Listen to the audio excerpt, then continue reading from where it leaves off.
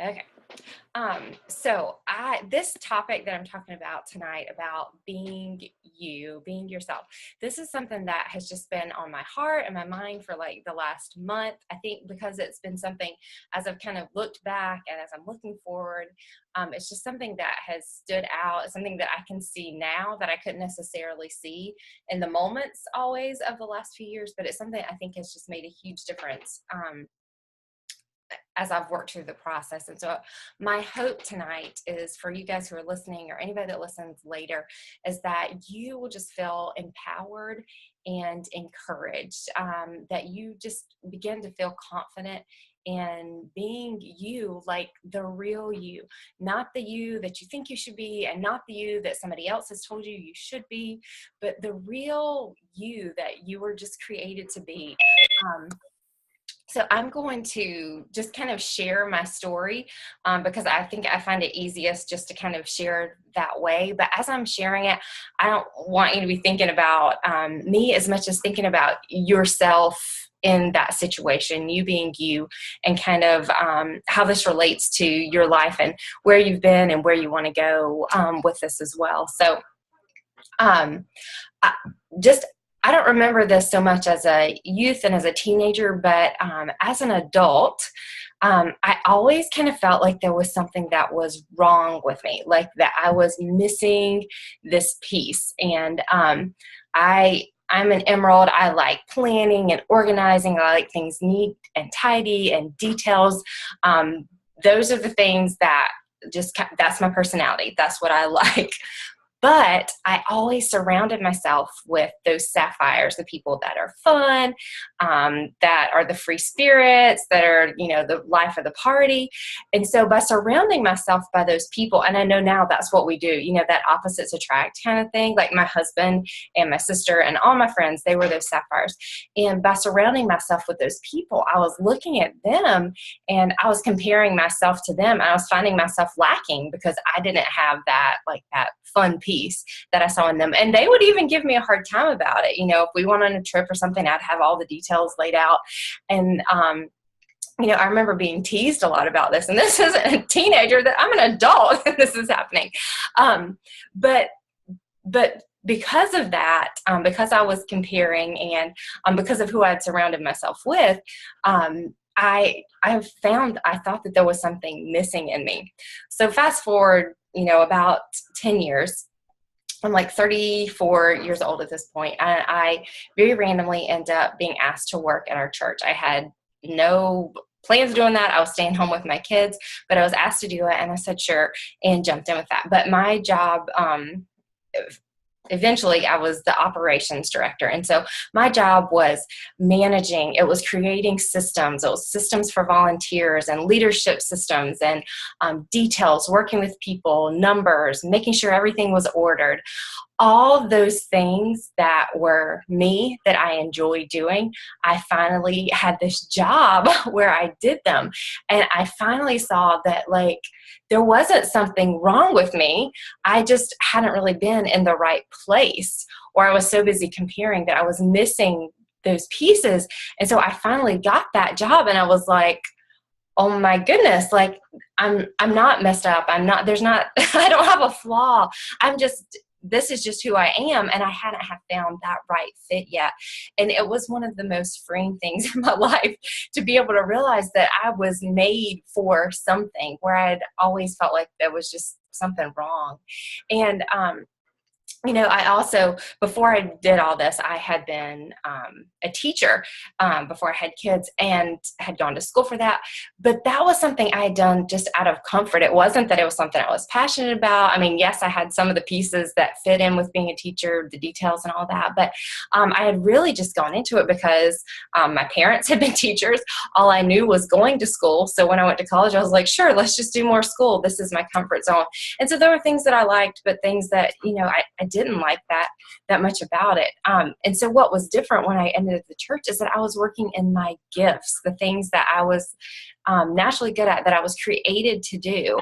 And I don't know about, how many of you guys, I can't see all your faces, but how many of you guys your coach had you do the gem when you came in, emerald, sapphire, ruby, pearl, and you knew what your gem is?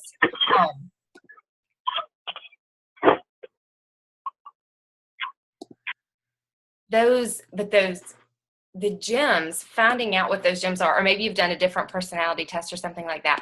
Those are a tool that we can use to just help us determine our natural tendencies, because a lot of times we don't even know what our true natural personality is, because we are looking at other people, we're doing that comparing, or we've had someone tell us, do this, and so we think that we should be this certain thing. And so doing those personality tests, like the gyms, it really helps us to figure out and learn a lot about ourselves and how we are motivated, and what things, that are going to be our gifting areas in some ways.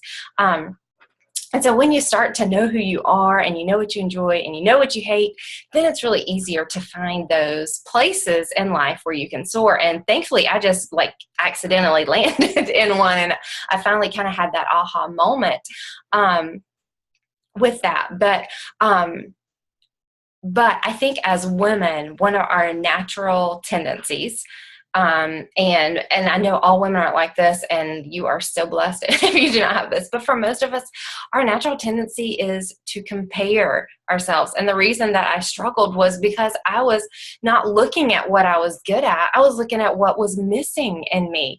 I thought I wasn't enough because I wasn't like my sister and some of my friends. I wasn't enough because I wasn't this way that I thought I should be, or that someone else, my parents or my church or whatever, I had developed these ideas, whether someone had told me or I developed them myself, of this should. And so I was comparing myself to either this perfect image or someone else. And it had, just developed in my mind that there was something wrong with me. But when I realized that I was enough, and that I was valuable, and that I was needed just like I was really able to drop that comparison and drop that should mindset that I have. Now, I have not reached perfection in this in any way. I still have issues with comparing this and that, but as far as knowing who I am as a person and being comfortable in that, it totally transformed my life when that happened. And a lot of my insecurities went away because I had the opportunity, and I started working in those gifts and seeing what a good thing they were, that there wasn't something wrong, but it was a positive.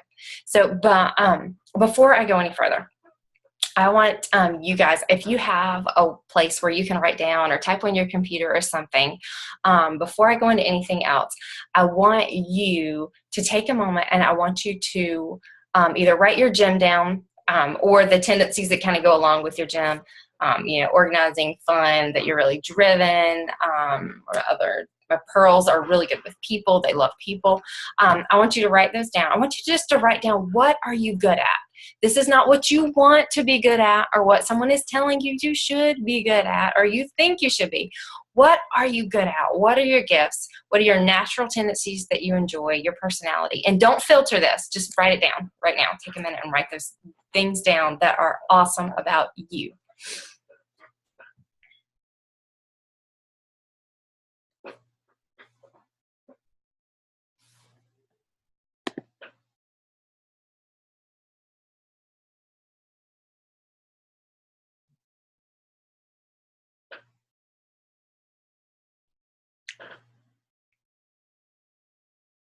All right, you got some? Or at least you're thinking on some? Okay. So I think as coaches, we have all these different roles and these different hats that we wear. We're a challenger, so we're working on our health. We're a coach, so we're bringing in other people to help them with that. Then as we grow our team, then we become a leader. And it's easy to bring in comparison in all of those different areas. And just in this community of coaches in general, we are, I love those. We are surrounded by strong, successful women, within this team, within the broader teams, Team Courage, the ones that are above us, and all the way up to the top 10 coaches, and we look at these people and we want to be like them, or we want to be successful like them. And it's so easy to think that we need to be doing just what they are doing, whatever, and this was when I struggled with. I started following Melanie Mitchell a lot, and I was like, I got to become Melanie Mitchell. I got whatever she is doing, I've got to figure that out, and I need to do what she's doing. So even though we may be complete opposites, I have no idea, but I had this mindset that I needed to go after what she was doing. And yes, obviously there are some things that they are doing that are leading them to success. Success does leave clues, but at the same time, we're each individuals, and we're so different that we're not going to be able to do things just like them, and we shouldn't, because it doesn't lead, we need to be ourselves and it to be successful. And I'm going to get into that in just a minute. But one of the things I just wanted to add there was that if we try to be something different, then that's when we're going to, if we try to be something different than who we are. So let's say I tried to be a Sapphire coach, and I was trying to bring in all this fun all the time, and I was trying to bring in little challenges or whatever you fun people do. I don't know. But if I was trying to bring that in, it would be a struggle for me. I would be beating my head against the wall every day, because that is not my natural tendency. I would not be successful. I would be miserable, and I would burn out because I would not be using the gifts and the parts of me that are already me and there. So, back to my coaching story, like I said, I kind of started out, I had these blinders on. I followed Lisa because I had already followed her, but I didn't really follow other coaches for a while. And I went off and I kind of did my own thing. I asked Lisa for help when I needed to, and I checked in the team page, but I mostly just kind of went off and found my own groove. And it was really by accident, but I went with the things that were comfortable for me and things that I was good at. I wasn't in there comparing to what other people were doing. I wasn't following them. And I just kind of fell into this rhythm. And like I said, I'm Emerald, but secondary, I am Pearl. So I like being organized. I like having systems and things that repeat. I hate having to recreate stuff or make up new things. I just want to use the same thing over and over. And then as far as being a Pearl, I'm good at building relationships with people and valuing people and conversations. And as I'm saying this, it's really hard for me to just sit here and say, I'm good at this, I'm good at this, I'm good at this. But I want to say that to you because it's something I've learned about myself, but I'm not trying to be conceited or anything like that. I'm just sharing, these are the things about myself, the gifts that I've learned. But so once I figured those things out, I just kind of leaned into them because they were comfortable to me. And they did, yes, I reached outside of my comfort zone, like doing invites. That's never fun. That's never easy for me. But once I got into the conversation, that was easy. So I went into those things. And one of the things that I just happened to fall into was doing free groups. And I do those every single month. I did the same one over and over and over for at least a year. Every single month for a year I did it because, like I said, I don't like recreating stuff. And I was telling my husband yesterday as I'm looking back and thinking back to this, some people try free groups and they work, and some people get into other people's free groups and either they work or they don't work. And I think what I've learned looking back is that the free groups worked for me, not because of the content that was in it, but because of the way I made people feel in there. I did show them that they were valuable. I encouraged them, and I really tried to make a real connection with them because that was who I was. It was what I did. It wasn't like an extra effort. It was what I did. And so those people kind of turned into challengers naturally, because of that relationship that I had formed with them. Now, somebody else that's not natured that way could try a free group, and it may or may not work out. They could use the exact same thing, and it may not work out because they weren't working in their gifts, where they could have done some other kind of group and it may have gone exceedingly well, but this one didn't, because of that gifting there. I hope that makes sense, what I'm saying there. But because they felt valued, they moved along with me. Now I've tried Shakeology groups and I do okay with them, but I don't love them like that. For some reason, that is not as easy for me. I still build those relationships, but it's not as easy. And other people have great, great success with it. And so my point is that as we're kind of walking out this coaching thing, some things are going to go easy for us and some things not as easy. And we need to lean into those things that go a little easier because they're who we are and they're what we're good at, what we are created to do. Another thing I think back on or, just been working on recently is social media. And this is a skill that I've really had to work on. I am not a vulnerable person by nature. I like talking to people and getting to know them, but I'm not necessarily out there telling them anything about me. I don't form super close relationships with like lots of people. That is just not me. And so as far as social media and coaching, I would share what I was doing. I'd be like, here's what I fed my kids, or here's my workout. I would teach a lot about nutrition, but I didn't always share the backstory. I didn't share about what I was thinking, about what I was feeling, because that was hard for me. But a while back, I was in the other Operation Duplication training, and somebody posted something about, kind of listing who you are, or your avatar. And Lisa had shared a little bit about this last week too. And I really got real with myself, and instead of making an avatar of who I wanted to be, or who I thought I should be, or what a coach should be, I actually made a list of real things about me, and some were good and some weren't so good. But by doing that, it really helped me just to start connecting with people in a different way on my page. And in the last couple months since I've started doing that, like my engagement has quadrupled. Like posts that I'd post early in the morning, I might get like 2 or 3 posts on it. And the one I did this morning, I had like 20 posts or 20 likes on. And I've gotten up into like the 50s and 60s. And that is a lot for my like page. But it was because I started being me.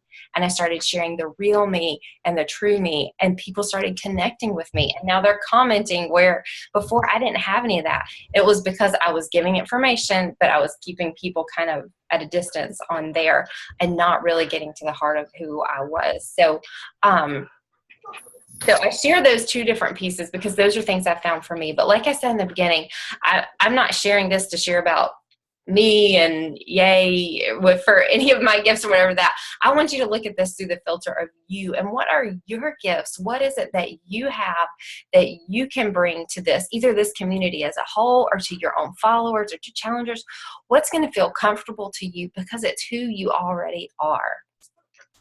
But also, I wanted to share a little bit about failures, because I've had quite a bit of those as well. In the beginning, I remember having some big failures with, or what felt like big failures to me, when people would teach about, you've got to overcome objections. You got to talk to people and kind of overcome these objections. And I would try different things that I saw people posting about doing, and every time they would the conversation would just go bad, because I went in a wrong direction, or maybe I did exactly what they said, but it wasn't me. And it would kind of be the end of that conversation with that person.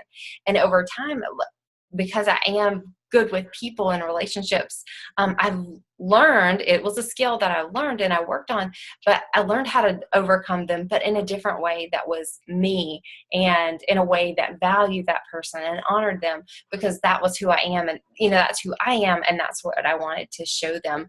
But anytime I found, looking back, anytime I see the places where I've had major flops or fails or things that just, that didn't go the way I wanted them to, I think it was because I was trying to be someone else. I was stepping out of those gifts that were me and who I am. And I was trying to be what I should be, or I was doing that comparison thing.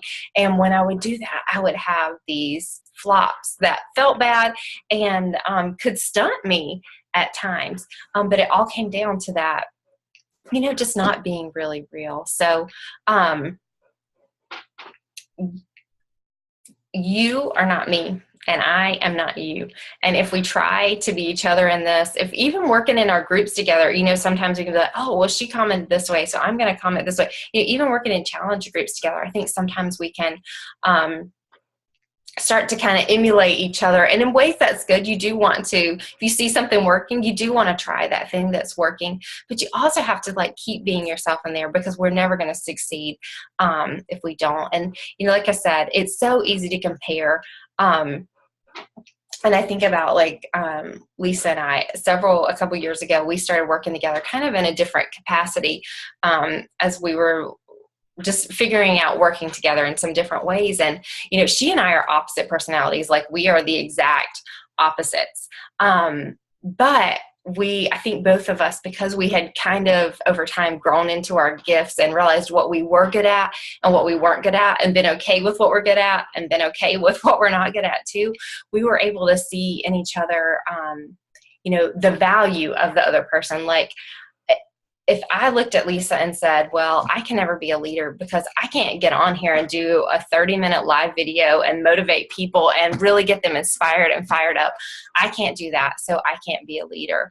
Or I can't lead because I'm not fun and silly. You know, if I had come to this and really looked at it and said, I can't do this because I'm not this person, then I never would have gone anywhere. You know, I would have quit and given up. But we were able to, like, several months ago, just stop and look at each other and say, hey, you have this piece that I'm missing, and I have this piece that you're missing. And if we come together, we can kind of pull it all together. You know, we can have all of those pieces and lead together better. And so that was a really cool place to be able to come to and, you know, see the strengths in each other and see the weaknesses in ourselves, and just, you know, be that okay with who we were, and rather than make that comparison. So I don't know if you guys have noticed that in other people who are out there within our team or other places that you could mesh well together with, that you could lead some things together with. I think about like Tracy and Catherine. They've come together and started leading challenges together, and I don't know what their personalities are, if they're the same or opposite. I'm curious about that, but it's been really cool just to see them kind of take it and go off together too. So as I think I'm wrapping up here, but I wanted to point out people that I see, you know, so many people in the team, and I'm not going to mention everyone, but people that I see gifts, and I wonder if they see it in them, because it's so hard for us to see things in ourselves. We're so busy looking at the things that we need to fix, and even with personal development, it can kind of push us that way, you know, thinking, oh, I got to fix this, and this isn't good enough, and this isn't good enough, rather than doing personal development on an area that we're already gifted in and trying to really grow and become like extra awesome at that gift. We're so hard on ourselves. So we're always looking at those things that we need to fix and the things that are wrong, rather than looking at the good things. And so, you know, I think about Rachel, who's so real and vulnerable in our groups. When things get hard, she just gets there and she just tells that. That's hard for me to do. So I am always amazed with her doing that. I think of like Joysha, and one of her strengths is that she is so consistent with those early morning workouts. I get in there at like 6. She's already been in there. She's done her workout. She's had her shake, and she's like off with the day. Kristen Carter, she's like one of our great encouragers. And these are some of the ones that our Mission True Change groups that have stood out. But I think of Nina and Amber, who are always getting in our team page and giving us some kind of motivation off of what's going on in them. And Sarah Jones, who's like fighting so hard for her vision. Lisa, who's out there creating brand new groups. She is, you know, she's that sapphire. She needs something fun. And so last week, she just, spur of the moment, decided she was going to do a group on growing your hair out. I think that's awesome, because I would, you know, I don't have any of these things that they have. But when everybody's coming and being themselves and pulling in those pieces that they're not making an extra effort, it's just who they are, and they're just doing it.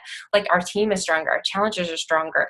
And I just can't help but think of like the impact that they have, you know, on everybody, just by being themselves. So as I'm wrapping up, I just want you to know that the real you matters. Whatever your gems or your gifts or your personality, whatever they are, the real person in you, like, it matters. It makes a difference, because that's how you're going to impact people, and you're going to impact them naturally. And it's not going to be a stress and a strain. It's not going to be hard or feel extra hard all the time, because it's what you were made to do. We have got to, girls, all of us have got to drop that stupid comparison and that word should, and thinking of how we should and we must and we need to do things because those things have been placed on us, and really start looking at just who we are.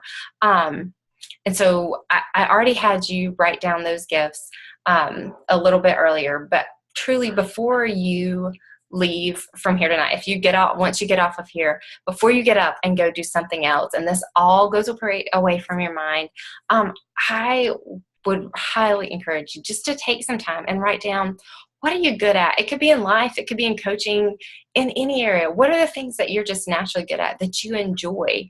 Like, I love checking in the groups. That's something that is fun for me to do. Some people, that is kind of stressful, because there's so many people in there, whatever, that can be stressful, but I love that. What are the things that you love, that you enjoy?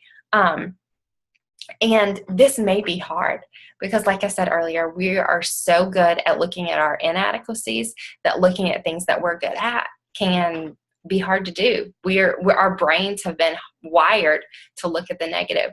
But I would encourage you tonight, if you can, sit down, make that list, and think about ways, how can you use that thing about you? Like I said, I had discovered the free groups was the way, it was something that had just worked for me, whether it's coaching or just something else in your life. Maybe it's your social media. Maybe it's the way you do invites. But what is that thing that you're really, really good at? That you can just walk in further and kind of quit worrying about all the things that you're not and really just focus on those things that you are. How could you even grow that gift even a little bit more? So when we started, what I said I hope to accomplish is that you would leave feeling empowered and encouraged and being confident in you.